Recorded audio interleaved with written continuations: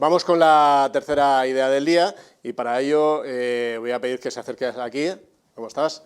A Manuel Rodríguez López de Coca, director de renta variable de Mapfre Asset Management. Así que nada, el tiempo es tuyo, ya ves, aquí tienes la pantalla, ya sabes que tienes 15 minutos. Aquí tienes el pointer para las presentaciones. Perfecto. Tu tiempo. Y dentro de 15 minutos me vengo por aquí y te hago unas preguntitas, ¿te parece? De acuerdo. Venga, fenomenal. Bueno, lo primero de todos es, buenas tardes. Felicitar lo primero de todo a todas las personas involucradas en la organización de este evento, que está siendo todo un éxito, y agradecer sobre todo a Finect y al Confidencial por contar con Mapfre AM en este evento y, por supuesto, agradecer a todas las personas que desde su casa nos están viendo y, por supuesto, desde Mapfre AM a todas aquellas que lo estén pasando mal con las circunstancias del coronavirus, pues mandarles un abrazo muy fuerte y muchísimo ánimo. Permitirme, por favor, unas frases simplemente para dar a conocer quiénes somos en Mapfre Asset Management. Evidentemente, somos la gestora de grupo asegurador de Mapfre. Contamos con 4 núcleos de gestión a lo largo del mundo, uno en Estados Unidos, en Boston, otro en Brasil, en Sao Paulo. Tenemos y 2 más en Europa, uno en París y otro, el principal, se encuentra aquí en Madrid, y en conjunto estamos gestionando aproximadamente unos 61.000 millones de euros. La idea que vamos a presentar en el día de hoy es AB InBev. Se trata del líder indiscutible dentro del sector de la cerveza. Tiene un market cap, una cuota de mercado de aproximadamente 1/3, es decir, que de cada 3 cervezas que se venden en el mundo, una cerveza pertenece a AB InBev. Y es dueña de marcas, como podéis ver ahí, de reconocido prestigio. Budweiser, por ejemplo, la que en los años 90 era considerada como el rey de las cervezas. Para que todos nos hagamos un orden de magnitud del tamaño de esta compañía, en una hora, más o menos, vende un volumen equivalente a tres piscinas olímpicas. Y que es más de lo que sumarían sus 3 siguientes competidores. El beneficio de todo el sector, pues la mitad de ese beneficio es de esta compañía. Y si hablamos, en números como ventas o como EBITDA, pues se encuentra dentro de las 5 o 6 primeras, si tenemos en cuenta pues grandes compañías de productos de consumo como son Nestlé, como son Unilever, Pepsi, Coca-Cola y Procter & Gamble. Evidentemente, su portfolio de productos son cervezas, tiene desde cervezas globales como Budweiser, como Stella Artois, como Beck's, como Coronita, y luego unas cervezas que son más locales, como puede ser Bud Light en los Estados Unidos, como es Quilmes en Argentina, como son Skol o Brahma en Brasil. Evidentemente podía tirarme los 15 minutos de mi exposición simplemente enumerando las marcas que posee esta compañía. Pero no solo es importante destacar el liderazgo de esta compañía o el tamaño que tiene, también es muy importante que nos enfoquemos en su modelo de negocio basado en la sostenibilidad y en la innovación. Y para ellos además es muy importante, y lo tienen dentro del ADN de su compañía, la búsqueda de la eficiencia de una manera continua. ¿Cómo surge todo? Básicamente, AB InBev se diseña mediante cinco fusiones. En los años 90, el sector de la cerveza estaba compuesto por productores muy locales, ¿no? Llega el siglo XXI y comienza un proceso de fusiones y adquisiciones que lo que hacen es concentrar el sector y generar una industria donde los players son mucho más globales, puesto que sus mercados locales están muy saturados y buscan mediante estrategias de fusión y adquisición pues un crecimiento, ¿no? Todo comienza, tendríamos unas 3 ramas. Tenemos una rama belga que comienza en 1987 aproximadamente, cuando la número 1 y la número 2 de las cervezas belgas se fusionan formando Interbrew. Esta continúa con su expansión, sigue comprando cerveceras en Bélgica, comienza su expansión internacional, compra cervezas en Canadá, compra la número 1, Labatt, compra también la número 2 alemana, Beck's, que es una de las compañías que más vende cerveza de Alemania en el mundo.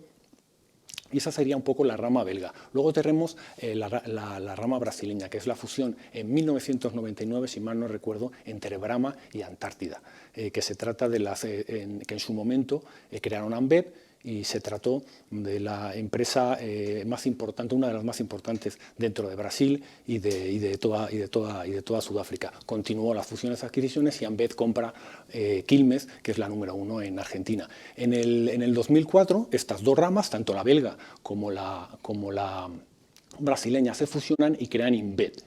Entonces, si ya evidentemente se fusionó la segunda, que era Interbrew, con la quinta, que era Ambev, formando InBev, que fue la número 1, era la número 1 en su momento. Y en esta compañía pues tendríamos las mejores cervezas, la número 1 brasileña, teníamos la número 1 belga, la canadiense, la alemana, la argentina, etc.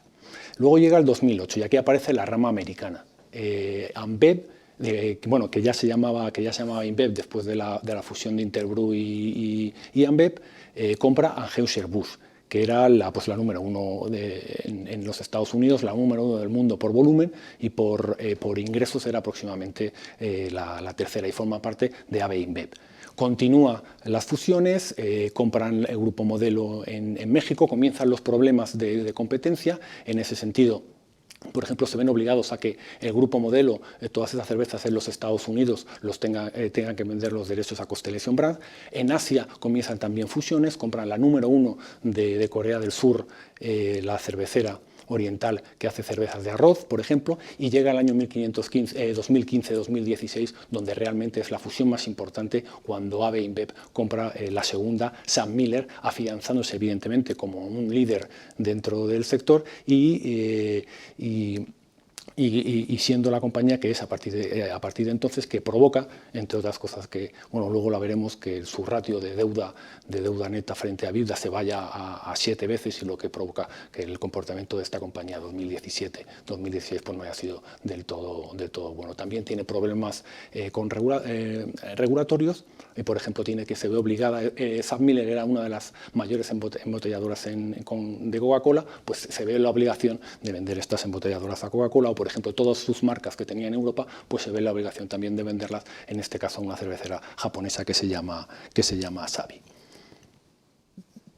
Todo este crecimiento inorgánico que hemos visto, además de afianzar a ABI como el número 1 indiscutible dentro del sector, pues le ayudan a optimizar todos sus procesos y sus procedimientos. Principalmente, como he comentado, por esa búsqueda que tienen continua de la eficiencia, y también por desarrollo de sinergias. ¿Desarrollo de sinergias de qué manera? Pues aumentando la cuota de mercado, nuevos mercados para tus productos, equilibrando productos y mercados para que la compañía tuviera menos riesgos, pero sobre todo el desarrollo de economías de escala. ¿Economías de escala cómo? Pues evidentemente combinando las necesidades, por ejemplo, de packaging o por ejemplo de materias primas por parte de determinadas empresas, lo que hace que tu coste disminuya. Es decir, frente a un proveedor, cuanto más volumen le pidas, pues evidentemente el precio es mejor. Vale, también encontramos sinergias rediseñando los procesos operativos, los procesos de marketing, cuando realizas una fusión. ¿Por qué? Por lo que haces es coges las mejores prácticas en estos procesos, con lo cual las mejores ideas, sobre todo de reducción de costes, las mejores formas de aumentar la productividad, y ¿qué es lo que consigues? Pues disminuir los costes.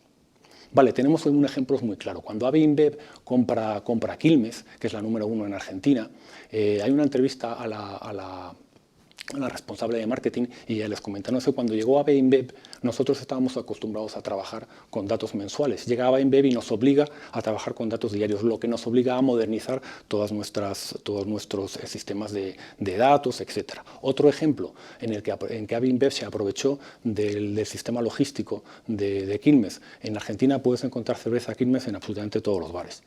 Entonces, ¿qué hizo AB InBev? Pues aprovechar para introducir Brahma, una cerveza brasileña, y en aproximadamente no sé si fueron 3 meses, consiguió una cuota de mercado del 10%. Con todo esto, ¿cuál es la conclusión a la que quiero llegar? Con todas estas sinergias, con esta reducción de los costes operativos, con esta reducción de los costes administrativos, al final los márgenes de esta compañía han evolucionado muy positivamente. Actualmente, y lo podéis ver en la presentación, su margen de EBITDA se encuentra en el 40%. que compara, es más del doble que el resto de sus competidores cotizados, Heineken, Carlsberg. Y si lo comparamos frente a las grandes compañías de consumo, como son Nestlé, como son Unilever, que se encuentra más o menos en el 27%, pues evidentemente es excepcional. Y pasamos al crecimiento de ventas. Aquí hay dos factores que quiero señalar. El primero, en el sector de la cerveza, el crecimiento está en los mercados emergentes, en los mercados en vías de desarrollo. ¿Vale? En este sentido, AVI está muy bien situado, puesto que consigue aproximadamente el 50% del EBITDA a través de los mercados emergentes o en vías de desarrollo.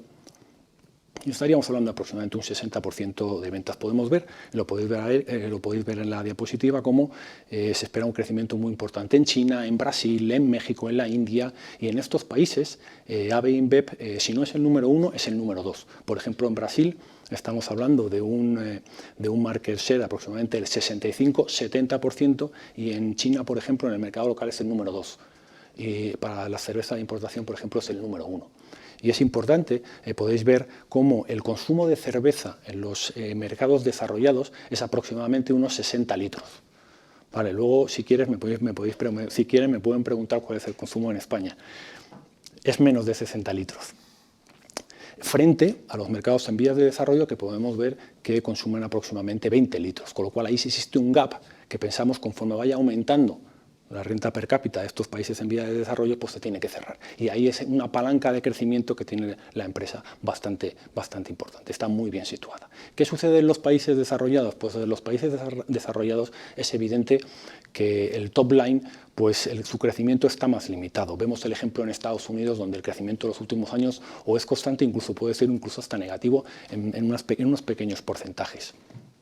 Aquí, ¿qué es lo que juega AVI? Juega el sector premium. Podemos ver cómo el sector premium tiene una cuota de mercado en la cerveza, en estos mercados, muy baja en relación a otras bebidas alcohólicas, como pueden ser los whiskies o como pueden ser los vinos. Pues esta es otra pata que va a jugar AVI en el futuro para obtener crecimiento. Otra palanca que creemos que tiene AVI para la generación de valor es su carácter innovador. Quiero destacar la presencia de un responsable disruptivo dentro de la empresa, que depende directamente de su CEO y cuya función es analizar e incluso, es muy importante, participar en todos los movimientos disruptivos que vayan surgiendo dentro del mundo de la cerveza y que vayan a afectar al volumen de una manera directa o indirecta. ¿Por qué digo participar? Porque es que en el 2015 AB InBev crea la empresa ZX Venture, que es su incubadora global de innovación, que lo que realiza es participar y intentar que AVI no se quede detrás de las grandes tendencias que hay dentro del mundo de la cerveza. Por ejemplo, tenemos las cervezas, las artesanas. Pues, tenemos un ejemplo. La empresa ZX Ventures ha comprado la cerveza La Virgen, la que tenemos aquí cerca y es dueña de esta cerveza artesana que tenemos aquí cerca en Majadahonda. También se dedica a que AVI InBev no se quede detrás de las plataformas de e-commerce. Por ejemplo, en Brasil tienen una especie de globo que se llama C-Delivery, que te envía cerveza a casa. También estudia que no se quede detrás de todo el movimiento que ha habido de la realización de cervezas artesanas en tu casa. Pues también estudia ese mercado y quiere dar a los productos medios para que puedan hacer cervezas desde su casa. Y también, por supuesto, analiza el marketing digital. Y esto es muy importante. ¿Por qué? Porque es que la era digital ya no es una tendencia, o sea, ya es una realidad. Entonces, para estas empresas que ven que sus clientes cada vez tienen más información, ¿por qué? Pues porque en Internet ya pueden ver el análisis de su cerveza, lo pueden comparar con la competencia, pueden realizar una compra a través de una página web, tienen las redes sociales en las que ellos comentan sus opiniones, etc. Pues todos esos temas generan una cantidad ingente de datos que compañías como AB InBev, como ZX Ventures son creadas ex proceso para utilizar estos datos, captarlos y analizarlos para, evidentemente, poder competir de una manera más óptima. Como anécdota, pues en los últimos meses, Ventures ha estado, los últimos años, ha estado cogiendo gente de tecnológicas desde el mismo Google o del mismo Amazon. En esta siguiente diapositiva podéis ver la evolución del precio de la compañía. Podéis ver cómo el año 2010, 2011, 2013 hasta 2015 era la niña bonita dentro de los bienes de consumo. Es decir, todo lo hacía bien hasta que llega la fusión con Sanmil. A partir de entonces pues hay una corrección bastante importante, baja hasta niveles de 60, donde rebota en el año 2018, y con el coronavirus pues ha venido hacia abajo, ha caído casi un 60% desde febrero y ha llegado a niveles de 30. Los niveles actuales en los que está la compañía, que estamos hablando de niveles de, esta mañana creo haberlo visto a 38, está en los entornos de 38-40, implica un ratio EV/EBITDA, es decir, valor de la empresa EBITDA de aproximadamente 10. Cuando históricamente esta compañía ha cotizado a 12 y cuando sus competidores, hablamos de Coca-Cola, de Nestlé, de Pepsi, están cotizando en los entornos de 12,5. Es decir, si realmente se valorara a múltiplos de 12, que es un múltiplo que queremos nosotros, que es adecuado, estaremos hablando que AB InBev valdría en estos momentos 60. ¿Vale? Versus los niveles que esté ahora de 40 es una revalorización posible del 50%. Si tomamos un EV/EBITDA de 11, tendríamos una revalorización, un precio objetivo aproximadamente en los entornos de 50 y tantos. Eso implicaría más de un 30% de revalorización. Es evidente que ese castigo que tuvo la compañía a lo largo de 2016, 2017, pues es razonable por parte de los inversores. ¿Por qué? Pues porque estamos hablando de cuando compras a Miller, su ratio deuda neta EBITDA se va por encima de 7. Y además es que la evolución de este apalancamiento financiero no ha sido lo suficientemente rápido como esperaba el mercado. Vale. Y de hecho hay muchos gestores que directamente con estos ratios ni tan siquiera no invierten. Nosotros incluso con estos ratios no estamos cómodos, pero ¿qué sucede? ¿Qué es lo que nos han hecho a nosotros cambiar de opinión? Evidentemente nos damos cuenta que el management ahora mismo es totalmente consciente de que estos ratios tienen que disminuir. Pone como objetivo un ratio de deuda neta EBITDA de 2, 2,5. Unos ratios donde evidentemente nos sentimos mucho más cómodos, pero lo importante no es que cada presentación de resultados o cada interrelación con los accionistas lo comentes. Lo importante es que existe coherencia con los actos que esta compañía está llevando a cabo. Por ejemplo, disminuyó o a la mitad el dividendo en el año 2018 de 3,6 a 1,8, por ejemplo. Ha hecho un IPO de parte de su división en Asia, aproximadamente un 13%, que ahora mismo cotiza en Hong Kong, y creo recordar a unos múltiplos de EBITDA de aproximadamente 17, y ha vendido su división en Australia, por ejemplo, por 11.000 millones de dólares, aproximadamente con un EBITDA de 15. Vale, es decir, estamos viendo coherencia con lo que nos dice la compañía de priorizar la asignación de capital a disminuir la deuda con los actos que está haciendo. ¿Vale? Podríamos pensar que, oye, ¿por qué 12? ¿Por qué es históricamente 12? Bueno, hemos visto los últimos movimientos que ha habido, es decir, la IPO en los entornos de 16-17, hemos visto la venta de la división de Australia, que está en los entornos de 15, y si analizamos todos los movimientos de money que ha habido en este sector, en el sector de la cerveza, desde 1991, es decir, durante más de 20 años, que ha habido más de 40 fusiones y adquisiciones, o podemos obtener una media de aproximadamente unos múltiplos de 12,5 o una mediana de 12. Es decir, estamos cómodos con ese múltiplo de 12 que nos lleva a un precio objetivo de 60 y una posible revalorización en los entornos del 50%. Con relación a la inversión socialmente responsable, la inversión ESG, es una temática donde Mapfre Asset Management está muy comprometida, y aquí voy a hacer me vais a permitir un poquito de publicidad, en el sentido que tenemos una gama muy importante de fondos ESG. Pues en este campo AB InBev también está trabajando de una manera muy importante. Entonces podéis ver cómo establece una serie de, en el año 2018, establece unos criterios de sostenibilidad para el año 2025 y lanza lo que denomina la plataforma 100+. ¿En qué consisten estos criterios? Pues, por ejemplo, en el lado energético se compromete a que en el año 2025 el 100% de su producción de cerveza sea por energía renovable y a disminuir en más de un 25% todo el CO2 emitido en toda su cadena de valor. ¿Qué se compromete en relación al agua? Se compromete que en el 100% de todas las regiones en las que ella está presente y tiene negocio, pues absolutamente toda la población tenga acceso a un agua de una excelente calidad y un acceso sencillo. ¿Qué se compromete desde el punto de vista del reciclado? Pues se compromete a que el 100% de sus productos en el 2025 sean 100% reciclables. ¿Y qué se compromete con lo que él denomina agricultura inteligente? Pues se compromete a que el 100% de todos sus proveedores estén al tanto de las últimas tecnologías y que no se queden detrás desde un punto de vista técnico. Evidentemente, y lo dice el jefe de sostenibilidad, dice es que estos objetivos de sostenibilidad son muy complicados y para ello crea lo que denomina la plataforma 100+. Es una plataforma en la que se pone en contacto con emprendedores, se pone en contacto con universidades, con ONGs, para que todos juntos poder resolver todos estos desafíos que les ha provocado, bueno, desafíos que se encuentran a la hora de cumplir estos objetivos que se ha puesto para el 2015.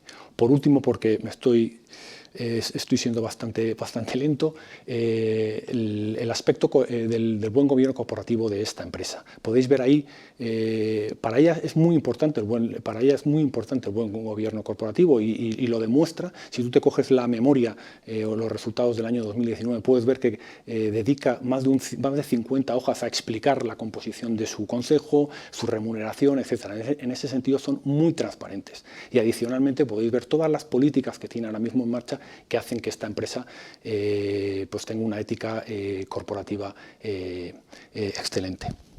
Y por último, y resumiendo, hemos presentado desde Mapfre AM el AB InBev, el líder del sector de la cerveza. Nos basamos principalmente en tres factores. El primero es un modelo de negocio excelente basado en la sostenibilidad y en la innovación, que creemos que son factores que son fundamentales para la creación de valor en el futuro.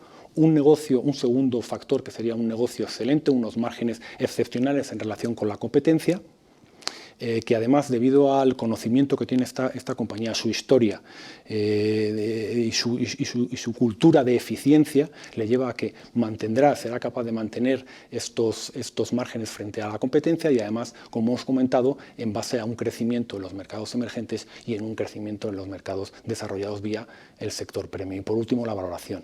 Evidentemente, con AV/EBITDA, esta compañía AV/EBITDA de 10, pues nos parece una inversión muy importante, sobre todo para el inversor a medio y largo plazo. Muchas gracias.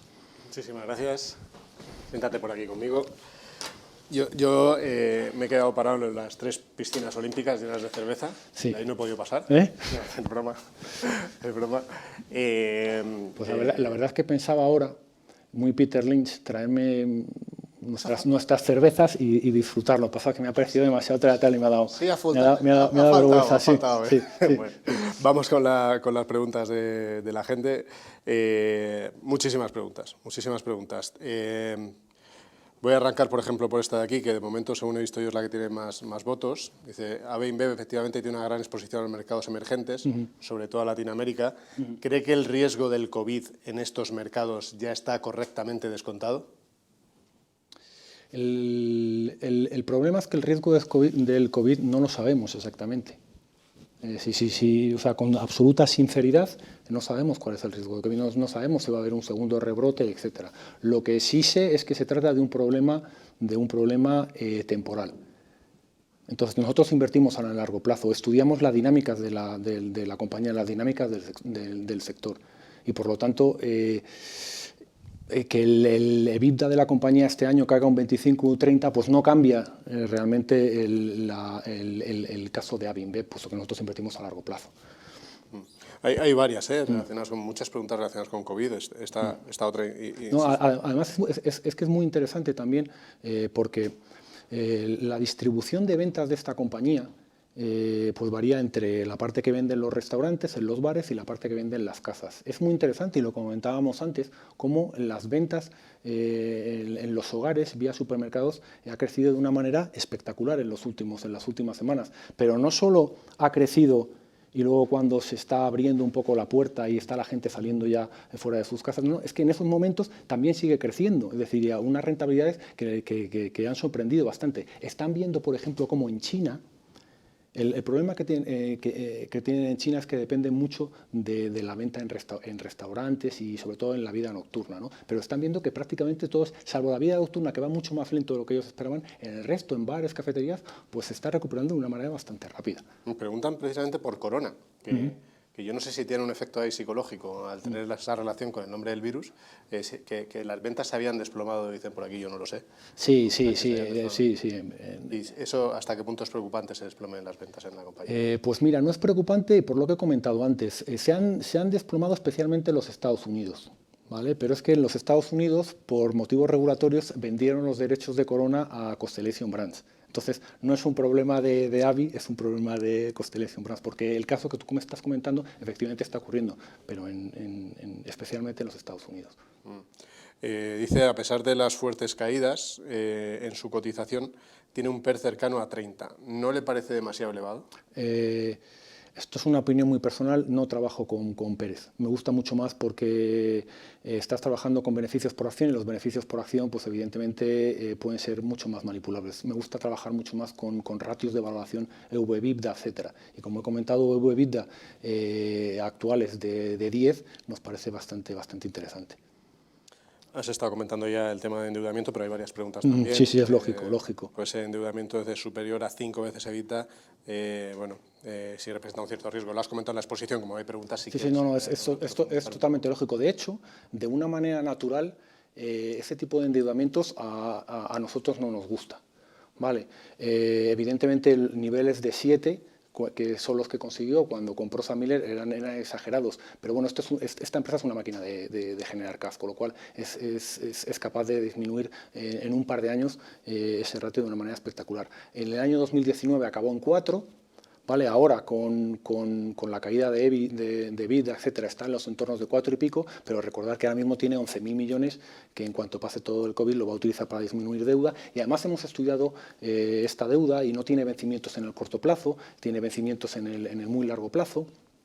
Con lo cual nos preocupa evidentemente porque son ratios de 4, pero hablando con la empresa pues confiamos en ella y que sea capaz, sobre todo porque en todos sus actos vemos una coherencia absoluta de toda la generación de cash. Ahora mismo va a disminuir este apalancamiento financiero y dentro de X años, más pronto que tarde, lo quieren tener en los entornos del 2-2,5. Es preocupante evidentemente, pero es que como todo en la vida, es decir, el binomio rentabilidad-riesgo está siempre presente. Tema de cervezas artesanales, lo has comentado, has comentado la compra de la Virgen, que por cierto, una de las personas, César de la Virgen, fue trabajador de Finect en su momento y se pasó a la cerveza, parece que fue una buena elección. ¿Cómo puede, o sea, el impacto real del crecimiento de los mercados emergentes, ¿lo podéis cuantificar? Pregunta aquí. Sí, claro. Más o menos el sector de la cerveza, ¿vale? No es un sector que crezca en unos números increíbles, o sea, no es tecnología, ¿no? Estamos hablando que en los años 90, quiero recordar que crecía en los entornos del 5%, ya cuando empieza el año 2000 empieza a crecer en los entornos del 4%, y ahora mismo se espera crezca en los próximos años en los entornos del 3,5-4%. Entonces, por la exposición que tiene esta compañía a emergentes y vía premio que también nosotros esperamos que haya crecimientos superiores a ese 4%, que se vaya a los entornos del 5%. Y hay una pregunta también de ese crecimiento, esa mejora de resultados que se está haciendo sobre todo por contención de costes y no tanto por aumento de ingresos.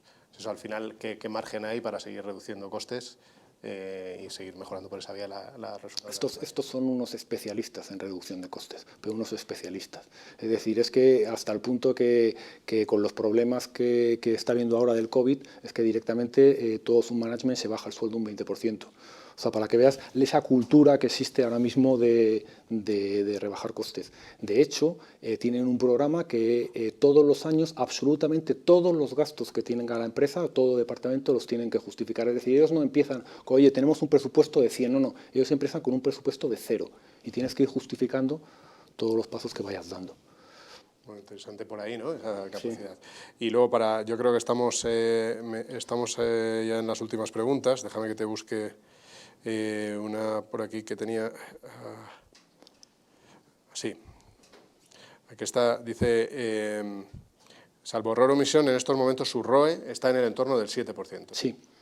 ¿No estima que no es suficiente teniendo en cuenta su deuda y, por tanto, su coste de capital, estar en un sector muy maduro y su cuota ya muy alta?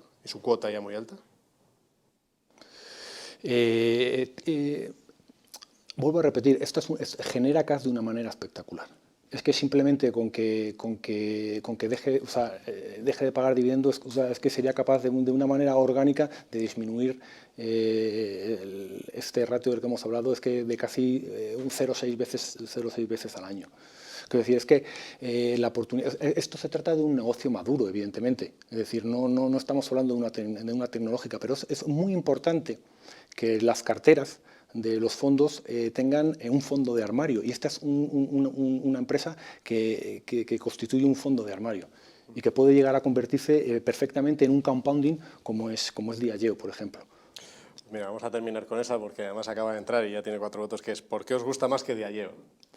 La verdad es que tenemos en nuestros fondos un 2% en AVI y también tenemos un 2% de Diageo. Es decir, nos gustan los dos a la vez. Muy bien, pues vamos a terminar aquí esta intervención. Muchísimas gracias, Manuel. Gracias a vosotros, por favor. Pasa por aquí. Ya sabes que como tenemos que guardar las distancias, pero muchísimas gracias. Perfecto, muchas gracias. Vamos a pasar ahora